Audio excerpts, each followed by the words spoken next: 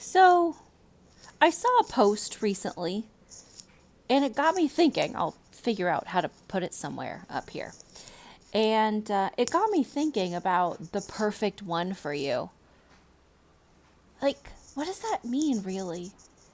And how do we actually know? What's the measure of what the perfect one is for us? How do we know? Does it mean, is it measured by like easier outcomes or smoother, gentler? I don't know, because I follow a lot of pretty cool people with huge platforms, and they didn't start off in the awesomeness that they are now. They started off in hell of some kind.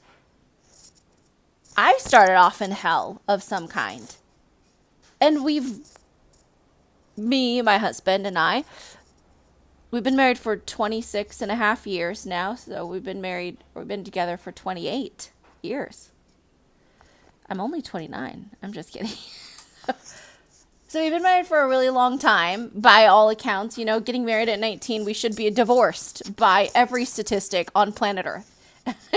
At least every statistic in the United States, right? We shouldn't be here. And there have been so many moments, like half of them, or, a huge amount of moments where we shouldn't have made it, where we were at the end, where we were walking away, where we were away in our heart, but physically we couldn't.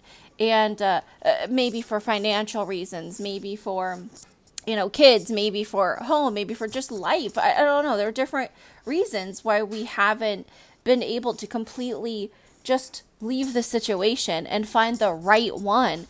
And I'm really confused on what the right one is, because I started off a pretty broken human.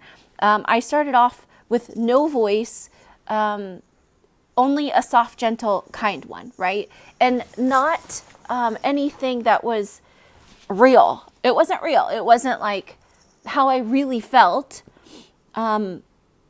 Super kind and caring, but never really anything real about me. And like when I think of my marriage, I was 19, I was a kid. I have learned through my marriage, I have grown. Like if you took Rachelle and stretched her and pulled her in every possible direction so that she could get a little closer to the fullness that she was created to be, that's happened through my marriage. I have learned what hate is. I have learned what hate is, and then waking up to do their laundry, because that shit's got to get done. And he is working to keep this roof over our head, whether I like him or not.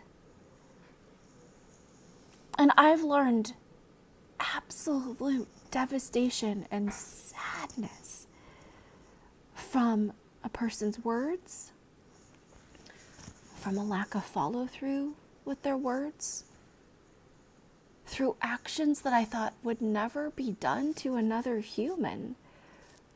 I hadn't thought of it. I did not think anybody would do these certain things. I have learned what struggle and hardship looks like. I have learned a greater idea of how much I really can take. I have learned what it's like to come back from moments where I had to forcefully inflate my lungs with breath because I was so sad it wouldn't happen on its own. And I learned that I can get back up. I've learned the power of what recovery looks like. I've learned the preciousness of God who can sit with me in those moments, and I feel him and I know he's there. And I've learned happiness. I've learned repair and recovery. I've learned joy, like the real stuff that happens only through the worst. Because would I really know the true measure of joy if I didn't know such depths of pain? I've learned compassion, to see someone and have so much heartache and sadness and hurt and fear or embarrassment or whatever, shame, resentment, remorse, to see that person and still see through, man, they've got it really hard. That's got to really hurt them. And to care that they're hurting. And not, I've had the moments of good. Serves you right. I hope you're hurting from that one. And I've had the moments of, I would never want anyone to know that kind of pain.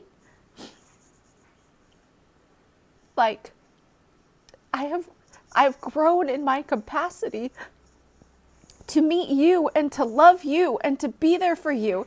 And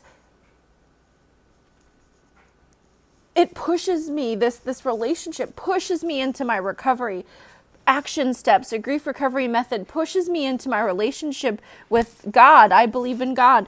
You can have your own belief system, whatever, that's mine. Like, it's pushed me into knowing how freaking amazing I am, and given me care and curiosity to find how freaking amazing you are. Like, what's right in a relationship? I'm afraid that it means easy, because we don't really grow to the depths of ourselves through easy. We have to know pain to know the true intensity of what could be good. And I guess I'm frustrated by the idea that it should be easy, because that's a lie. And it's setting you up for failure. It set me up for failure. That's not real. Easy isn't real. Someone's leaving themselves out if it's easy. Not to say you can't have easy moments. Not to say that you can't have more smooth, lined up, connected moments than sour, painful, disconnected moments. I'm not saying that. But if slamming into a wall or hitting a dark night of my soul doesn't happen, then I will not know the infinite goodness and the possibility of it. I don't mean to say let's take physical abuse, sexual abuse. I don't mean to take that. Let's not turn this into something it isn't. I mean to say that hardship is not always the measure of right.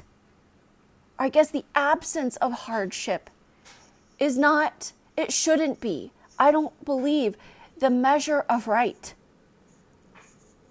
Because then I can't know what the real good stuff feels like. Do I wish people would go through bad moments? Not really. I don't really want people to know pain and hardship and sorrow. And that's why I teach you recovery. That's why I show up for you when it's hard. And I know in the back of my heart, and I would never say this to you in the middle of your pain. In the back of my heart, though, I am wondering, all right, God, what are you going to do with this? This can't be for nothing. There has to be an opposite. When's it coming? What's it going to look like? Just yesterday, we got some kind of news about an issue that is something I have written down in my prayer journal, 15 years ago, for many years, like repeatedly. And just yesterday, I got, some kind of severe confirmation of, okay, that one's going to turn a corner.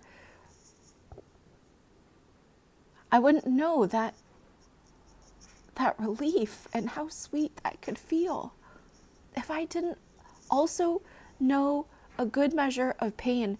And I guess I hope that for you, that you don't run easily because it's hard, because society told you it's supposed to be easy, and if it was right, it would be easy. That's bullshit. It is. I don't believe it for a minute. And if you're like me, that your heels are dug in and you are fighting the good fight, whatever the hell that looks like and is, and you're getting beat up and you're taking blows and scars emotionally, that you know that there's ways through it. For me, it's a severe, intense relationship with God, but My action steps, that's just my belief system. My action steps are the grief recovery method. I hope you understand they're separate. I believe that my relationship, my belief system in God is what propels me to want to have that integrity in taking the action steps. But you can do the action steps with a relationship with a higher being or not. The action steps are simply there. It's like I could eat whether I believe in God or not. I can still take the action of fulfilling, satisfying my hunger, right? So it's not a religious issue. It's not a belief system issue. We all deserve actions of recovery in our bag of tricks. Because I don't know about you, but life hasn't been smooth and easy. And if I believed that it should be, then I would have taken myself out in the many different tries or many different times I have thought about it. I have, because life has beat the shit out of me. And I'm better for it. So, I don't know. I hope your measure isn't how easy it is, because I don't think that's real. Love y'all. Bye.